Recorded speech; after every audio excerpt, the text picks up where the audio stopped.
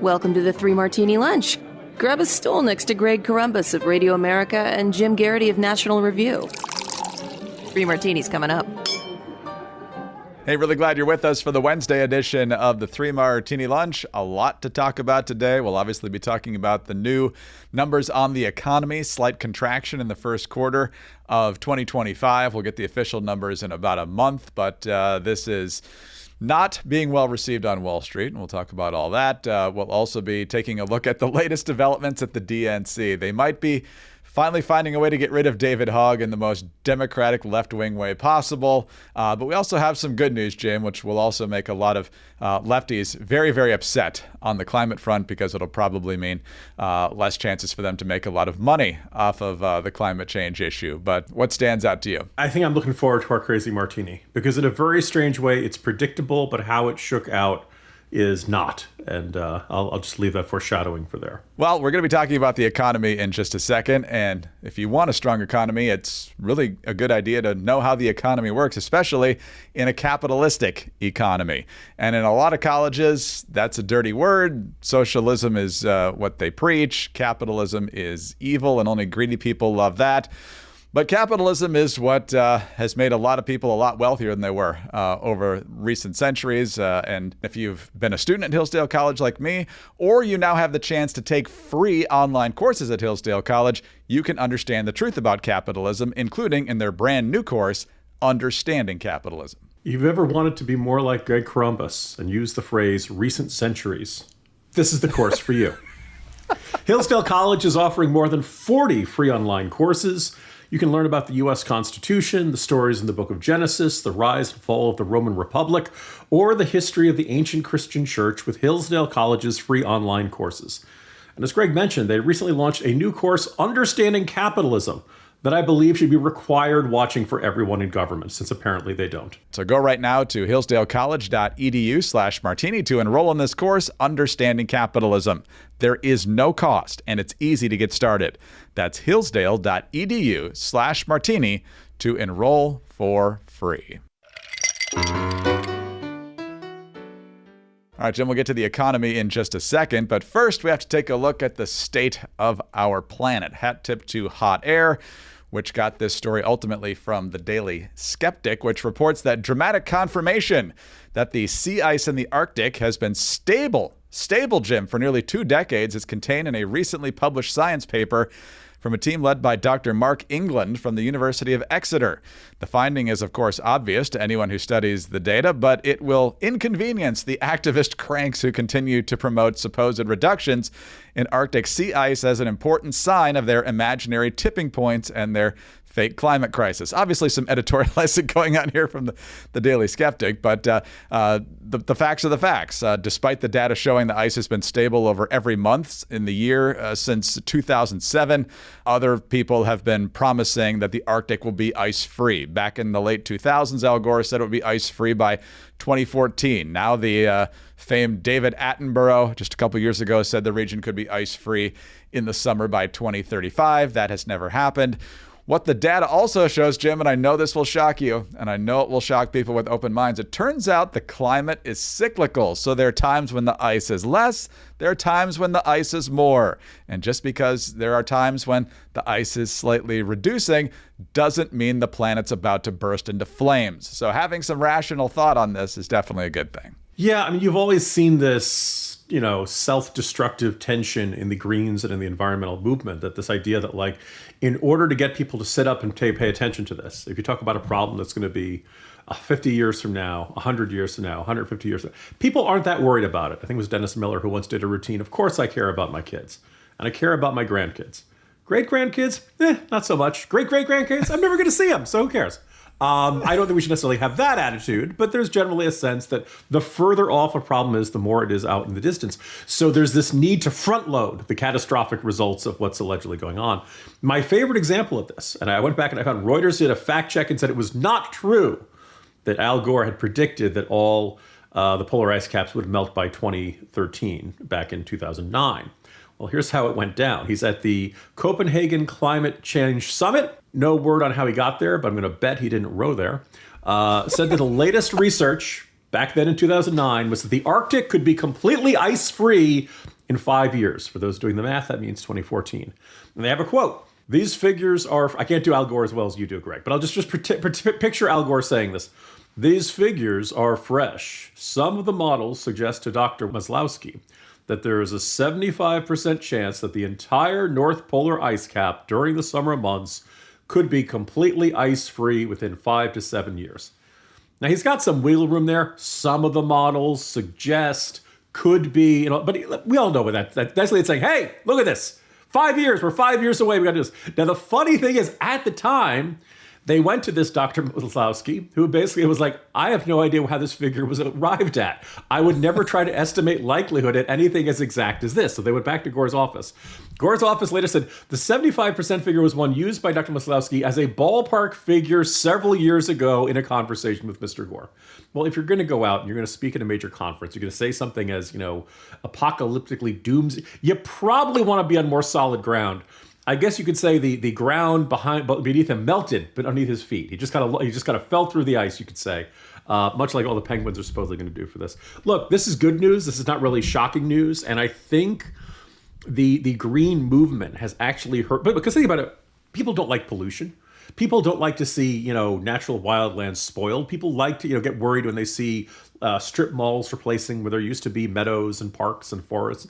They have an argument that I think a lot of people on the right would listen to. But when you say, we're going to look like Mad Max in 6 months if you don't do exactly what I say, people tend to tune it out. No, that's a very good point. And it's always 10 years. You ever notice that? We're always 10 years away. We have just enough time to give away our freedoms and give the government more power, take more of our money to throw at this problem to hopefully slow by a tiny fraction of a degree the warming over the next several decades. It's never, we've missed our deadline. There's no chance. There's always a chance if you just buy into their political agenda. But their political agenda is always the same. We saw it with the so-called Inflation Reduction Act.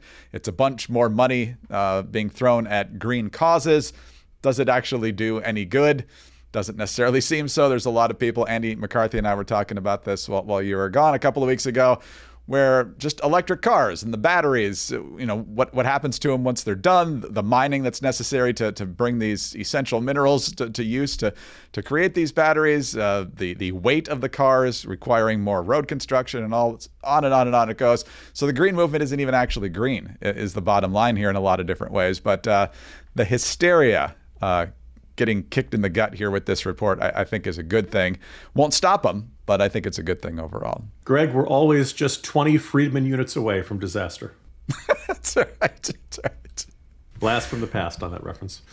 Oh, man. Well, I'll tell you what's another frustrating thing. Trying to get in to see the doctor without being inconvenienced. But ZocDoc is here to make it as simple as possible. ZocDoc is a free app and website where you can search and compare high-quality in-network doctors and then click to instantly book an appointment. With ZocDoc, you can book in-network appointments with more than 100,000 doctors across every specialty, from mental health to dental health, from primary care to urgent care, and more. And you can filter for doctors who take your insurance, are located nearby, are a good fit for any medical need you may have, and they're highly rated by verified patients. Once you find the right doctor, you can go to their actual appointment openings, choose a time slot that works for you, and click to instantly book a visit. And in fact, appointments made through ZocDoc happen fast, typically within just 24 to 72 hours of booking. Sometimes you can even score same-day appointments. Stop putting off those doctor's appointments and go to ZocDoc.com/3ML to find and instantly book a top-rated doctor today. That's ZocDoc.com/3ML. ZocDoc.com/3ML.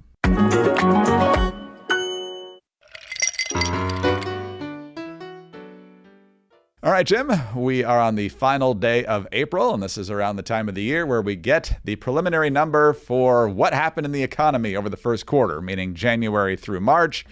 And as you have foreshadowed in your writings and other people have suggested as well, this was not going to be a great number. It is not a great number. Gross domestic product fell at a 0.3 annualized pace. according to a Commerce Department report Wednesday, adjusted for seasonal factors and inflation. Economists surveyed by Dow Jones had been looking for a gain of 0.4% after GDP rose by 2.4% in the fourth quarter of last year. However, over the past day or so, some Wall Street economists changed their outlook to negative growth, largely because of an unexpected rise in imports as companies and consumers sought to get ahead of the Trump tariffs implemented in early April. Indeed, CNBC reports, imports soared 41.3% for the quarter, driven by a 50.9% increase in goods. Imports subtract from the GDP and how it's calculated, so the contraction in growth may not be viewed as negatively, given the potential for the trend to reverse in subsequent quarters. Imports took more than 5 percentage points off the headline reading. Exports rose 1.8%. So, Jim, that suggests that the economy overall was doing quite well, and that as a result of people trying to flood our market with imports before the tariffs kick in, that is bringing this number down. Without it, it probably would have been north of 3% for the first quarter. So President Trump, not surprisingly, out with a statement saying, this is Biden's stock market, a reaction to the fact that the Wall Street does not like today's news. This is Biden's stock market, not Trump's. I didn't take over until January 20th. Tariffs will soon start kicking in, and companies are starting to move into the USA in record numbers. Our country will boom, but we have to get rid of the Biden quote-unquote overhang. This will take a while. Has nothing to do with tariffs, he says in all caps, only that he left us with bad numbers. But when the boom begins, it will be like no other. Be patient, he says in all caps, +3 exclamation points. So, Jim, a lot to chew on here. What are you chewing on most? Well, I mean, I noticed that back when the stock market was booming, right after he took office, Trump jumped onto Truth Social and said, "This is the Trump stock market." So it's when it goes up, it's his. When it goes down, it's Biden's. I suppose you could find a silver lining to this. The last couple of weeks, as soon as we heard that economic rattle in the engine and the market started crashing, I take a look at the Atlanta Federal Reserve Bank branch puts out what they call GDP Now, which basically is they take the data as it comes in, plug it into the Wurlitzer, the algorithm, the formula, and try to project what the gross domestic product is going to be. Sometimes they miss, and so they often give a range. They point out what other ones are doing, but I think as of yesterday, they were expecting a loss of negative 2.7%, which would have been really bad. By that standard, only going down 0.3 of a percentage point is not that bad. And we should point out that this covers beginning of January to end of March. So the first 20 days are technically the Biden administration. I don't think that gets Trump off the hook too much for this. I think a big chunk of this is both the anticipation of the tariffs and I think the consequence of the tariffs. And yes, first of all, I think the imports going up in the first couple months are probably a sign that everybody wanted to get them in before the tariffs did. There was a report that Apple was bringing in plane loads of iPhones as fast as it could before the tariffs went into effect. So that's going to skew the numbers a little bit. But I also think you look at not just the problem of the stock markets, you look at the consequences for global shipping, global imports, global exports. Wrote about this in the Washington Post. The flow of cargo into the port of Los Angeles is down dramatically. They expect it's going to go down further. Exports are down. When this happens, this means there's less work for the truckers. The truckers apparently were saying that last week was comparable to Christmas Day or Thanksgiving Day for the amount of traffic that was going out of Los Angeles. Look, the supply chain is getting seriously disrupted by this. Now, we remember disruptions to supply chains back coming out of COVID, 2021, 2022. That was not fun for anybody. And I don't know whether we'll necessarily see empty shelves on stores, but when you have fewer shipments going through the pipeline, it gets bad. And by the way, it's hitting the West Coast ports now. The expectation is you'll see similar numbers in the Gulf Coast ports like Houston and the East Coast ports like New York and Savannah in the next 10 days or so. This is all bad economic news. And so I'm not surprised it went down 0.3 of a percentage point. It wouldn't surprise me if the second quarter had some bad numbers too. Greg, as you know, traditionally the definition of a recession is 2 consecutive quarters of negative GDP growth, unless Joe Biden is president, and then he gets an exception. That's right. Because that happened in 2022, and everybody's like, well, it's not really a recession. It's only a recession if it comes from the French region of Recession. Otherwise, it's just a sparkling economic downturn. Yeah, how many lefty economists set their reputations on fire with that one, trying to do damage control for Joe Biden when that happened? It's just incredible. But yes, obviously the number's not where we want it to be. Some people now think the fact that the tariffs to some extent are kicking in here, at least the 10% part of the tariffs and the bigger ones on China, that imports won't be as much of a drag on GDP in the second quarter. So maybe that'll help things a little bit. My question, though, is that, the tariffs kicked in on April 2nd, not first quarter. The market reaction to that was second quarter. So is potentially some of what the Atlanta Fed analyzing there more geared for second quarter analysis, or is that all baked into their Q1 analysis? That's a good question. And I think because Trump had talked about this, and he did an interview with ABC News in which they said, were the American people prepared for this? And Trump said, I ran on this. And they did. I think there was a lot of people who thought the tariffs of second term Trump would be kind of like the ones he did on China in the first term. Less than ideal, but more specific to particular industries, steel and aluminum and things like that. And that, if you're a free trader, they'd be seriously suboptimal, but the sort of thing the country could muddle through. These are different. We saw the giant Liberation Day, the giant unveiling of all the different kinds and the different levels. And a lot of those were taken back to 10%, but that's still higher than they were before. And in the case of China, they're still quite high. Trump said they might be coming down. I also think, by the way, the quite rapid changes. We have had 5 levels of tariffs in Trump's first 100 days. I think the sheer constant, instability is a factor in lack of economic confidence, because people simply don't know what it's going to cost to buy something from China. And because of the retaliatory tariffs, they don't know how much it's going to cost if they want to sell it in China or in a bunch of these other countries. The patience factor, we've talked about it before. At what point prior to the next election do things need to be clearly moving in the right direction for the American people to believe that yes, we're on the right track? Those who would look at Reagan and his tax cuts would say, the 82 midterms didn't go well because we hadn't seen the results yet. By 83 and certainly into 84, things were looking much, much, much better. And that's why he got 49 out of 50 states. But Trump finishes his tweet or truth post or whatever it was by saying, be patient. My colleague here at Radio America, Chad Benson, who has subbed for me on occasion, says, be patient. That's what President Trump is telling America. Have you met America? We can't even get through a TikTok if it seems too long. Patience is not our strongest attribute. So you got to be careful how you balance all that, I guess. Also, didn't a golden age start on Inauguration Day? Wasn't like that? This was supposed to be paradise? Okay, just checking. And he talked about the golden dome. So there's going to be a lot of golden aspects to these 4 years. At least that's the goal. What also could get stronger and stronger? The curb appeal of your home, or just the excellence of how your interior looks. And the best way to do that is with Fast Growing Trees, the biggest online nursery in the United States, with thousands of different plants and more than 2 million happy customers. The Columbus family is among those 2 million happy customers. We've had the fig tree, the Monstera plant, we've had the lemon plant, the spices, so many great products from Fast Growing Trees. The variety is fantastic, and you won't be disappointed. You don't need to have a yard or a lot of space, and you can grow lemon, avocado, olive, or fig trees inside your home. You no longer have to drive around to nurseries or big garden centers and spill soil in your backseat of your car or anything. Fast Growing Trees makes it easy to order online and have your plants delivered straight to your door in just a few days. And in those rare occurrences where the plant doesn't look exactly like you were hoping, they'll make it right. They'll send you a new one through their Alive and Thrive guarantee. No questions asked. This spring, get up to 50% off select plants at fastgrowingtrees.com/martini. Plus, use the code Martini at checkout for an extra 15% off your first purchase.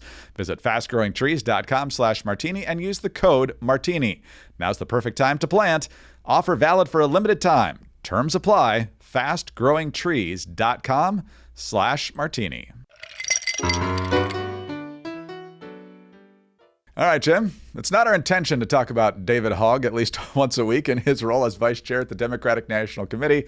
But this story is just so much fun. And now it appears that the Democrats may have found a way to get rid of David Hogg in the most delicious left-wing way possible. And so, of course, David Hogg elected one of the vice chairs shortly after the 2024 elections. Democrats licking their wounds. They think David Hogg is this perfect choice to lead outreach to young adults because Gen Z, especially Gen Z guys, were not trending in the numbers that the Democrats were hoping for.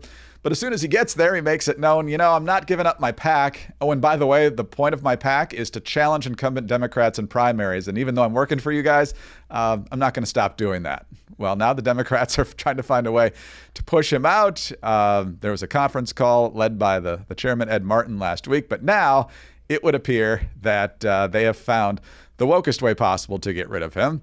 This is from Semaphore, a candidate who failed to win a Democratic National Committee leadership role is challenging her defeat, the first threat to DNC Vice Chair David Hogg since he vowed to keep backing some primary challenges to incumbents.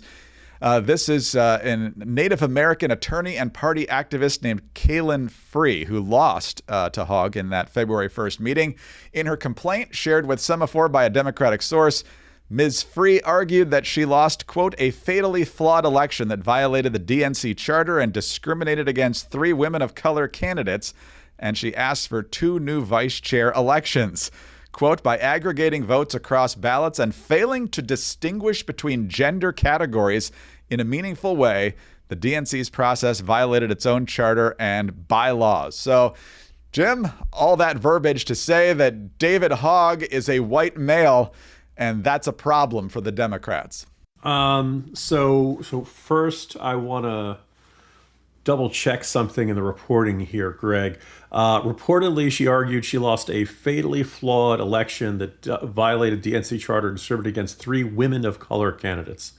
Three what of color now? According to the Supreme Court Justice Ketanji Brown, we don't know what a woman is. You can't define it, and then they just talk about the lack of gender categories. How many? Just two genders? 24, 37? Honestly. Okay. So on the one hand, people say, why isn't this a good martini? Because I had argued back when David Hogg announced that he was going on this jihad against vulnerable Democratic incumbents, much to the applause and roaring enthusiasm of Republicans everywhere, that David Hogg really didn't belong at the DNC because that's one, I jokingly asked, did he know what the DNC did? Democratic National Party committees 99.9% of the time defend their incumbents. You really need to screw up big in order for your national committee to not back you. Generally, the adage is if you've already been elected and you have a pulse, and in the case of Biden, maybe not, we will defend you. We will make sure we'll do everything we can to make sure you get reelected. And if you don't like the current group of Democrats, that being DNC vice chair is not the job for you. And that David Hogg was this point where he had to choose. And I think that Martin, the DNC chair, had a very reasonable point to say, look, maybe you misunderstood what we do here. We protect incumbents. If you hate our incumbents, you really shouldn't be here, and you can go run your PAC. You can go do it. It's a free country. Go do it. But you can't do that and stay here. So you either got to give up your PAC trying to get rid of incumbents, or you got to be fully on board, singing from the same songbook and defending incumbents here. And then you also raise the question, why did the DNC elect David Hogg? What you know I was a snake when you let me in. What is this kid good for? And I said this was probably celebrity and name recognition without the DNC members really thinking through, who is this kid? What does he stand for? What does he want to do? And would he actually help the DNC in this position? So they've reached the right conclusion, but they've gone all about it the wrong way, because really the fact that he's a straight white male, I assume he's straight, I don't know, that's the least of his problems. That's really not the objectionable one. And what exactly is she saying by aggregating votes across ballot? Is that mean counting? Is that like failing to distinguish between gender categories in a meaningful way? Did she want a separate category for the women candidates, and then they'd have it's like the NCAA. There's like a playoff round, a play-in round for the teams ranked 65 to 69 or whatever. I don't even understand this objection. But I certainly think if the Democratic National Committee wants to get rid of Hogg and just decided he's quickly turned into a much bigger headache than they want to deal with, they'll probably take this opportunity. With that said, this is really dumb. This is a dumb way to go about it. It was a dumb selection of him. And you kind of, for all the problems of Republicans, Democrats seem even more dysfunctional than the GOP is right now. Oh, yeah. But watching them eat their own by their own rules is just phenomenal here. Yeah. It undermined both fairness and gender diversity. So I guess she wanted the balloting weighted somehow. I mean, it's just not a straight vote. I don't know. Probably, exactly. Yeah. One man, one vote, one woman, 2 votes, I think would probably be the solution that would solve that. And as we all know, under the Supreme Court case of italics versus bold, underlining your argument makes it more legally powerful. It means that all of a sudden the Supreme Court justices have to take it much more seriously, or they had to click on the link. One of those 2 things is what happens in that situation. Well, Jim, I think the only rational resolution now is for Karine Jean-Pierre to be the head of the DNC, because she checks every single intersectional box for the Democrats here. Nobody could possibly match that, because if we're going to chase David Hogg out of the room for being a white male, Ed Martin's going to be sweating a little bit too. I don't know exactly how this all works for the rest of them, but to watch them have to follow their own crazy rules is pretty fun. Greg, you are thinking too small. I would recommend Celebrity Deathmatch. Something akin to Mad Max Thunderdome, and just say two candidates enter, one candidate leaves. To quote Heath Ledger's Joker, we're going to have tryouts. Why not? Why not turn it into a reality show? It's basically what politics has become anyway. So all sorts of fun. American Gladiator. They could have like those big pom-pom things and try to knock each other off. Yeah, going on the that's as good a way to pick your vice chair as any. At this point, why not? So, Jim, have a great Wednesday. We'll talk to you again tomorrow. See you then. See you tomorrow, Greg. Jim Garrity, National Review. I'm Greg Corombos of Radio America. Thanks so much for being with us today. Please be sure to subscribe to the 3 Martini Lunch if you don't already, and tell your friends about us as well. Thanks also for your 5-star ratings and your kind reviews. Those really do help us. Please keep those coming. Get us on your home devices. All you have to say is play 3 Martini Lunch podcast. Follow us both on X. He's at Jim Garrity. I'm at Greg Corombos. Have a terrific Wednesday. Join us again Thursday for the next 3 Martini Lunch.